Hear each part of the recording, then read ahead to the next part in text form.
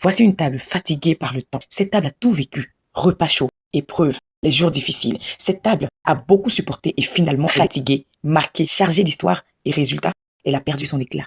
Malgré la janviose, on n'a pas renoncé à lui donner un souffle nouveau avec juste du papier peint et bim, tout a changé. Le manque de moyens ne doit jamais voler le goût du beau.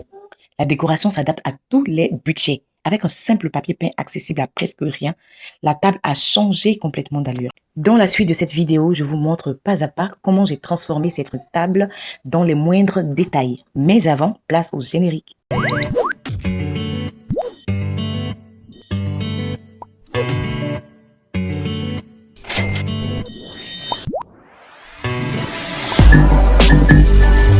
Cette vidéo est réservée uniquement aux queens piquées par la janviose. Nous le savons tous, janvier est le mois le plus long, le plus sec, le plus éprouvant de l'année. Et même quand tout est serré, est-ce une raison pour laisser notre intérieur perdre son éclat? Comme je l'ai dit en début de vidéo, j'ai décidé de redonner une autre vie à cette table. Mais avant, mes cheveux me dérangent, je vais les attacher. De retour, je commence par laver soigneusement parce qu'il peut y avoir des résidus collés à la surface. Et cela empêcherait le papier peint d'adhérer correctement. Encore une pause pour porter mon tablier, sorry. Une fois lavé, je le suis bien et je m'assure qu'il soit parfaitement sèche, car le papier peint est adhésif et si la surface n'est pas bien sèche, il ne tiendra pas, tout simplement. Maintenant, place à la pose du papier peint. Je prends mon temps pour bien l'aligner. L'important ici, c'est la précision. On pose doucement, sans se presser. Je commence par un côté, puis j'avance progressivement. À chaque étape, je lisse bien pour éviter des bulles d'air. Ce sont des petits détails qui font toute la différence. Même avec des moyens simples, on peut obtenir un rendu propre. Plus on est minutieux, plus le résultat est joli. Je vérifie bien tous les bords pour qu'on soit bien ajusté et petit à petit, la table commence à changer d'allure. J'ai eu un petit souci, c'est que ma table n'a pas de forme claire. Elle n'est ni ronde ni carrée, elle est ovale en gros, donc ça a été un peu compliqué, mais n'empêche que j'ai quand même réussi à faire la pose. Comme quoi, avec de la patience, on peut transformer beaucoup de choses.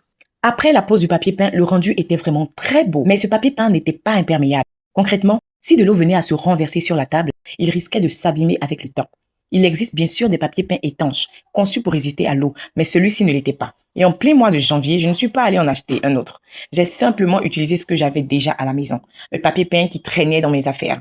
C'est d'ailleurs pour ça que cette décoration m'a coûté 0 francs. Pour protéger la surface, j'ai donc ajouté un plastique que j'avais depuis des années, resté plié très longtemps. Ce qui explique des plis visibles à l'écran. J'ai vraiment tout essayé pour les enlever. Le sèche-cheveux, l'eau chaude avec un torchon, même le fer à repasser avec un tissu par-dessus, mais rien n'a fonctionné. Finalement, j'ai fait au mieux, j'ai tendu le plastique, je l'ai agrafé et j'ai ajusté comme j'ai pu. C'est la raison pour laquelle on remarque encore quelques légères froissures à la surface. Malgré les petits défauts, le résultat est vraiment magnifique comparé au début.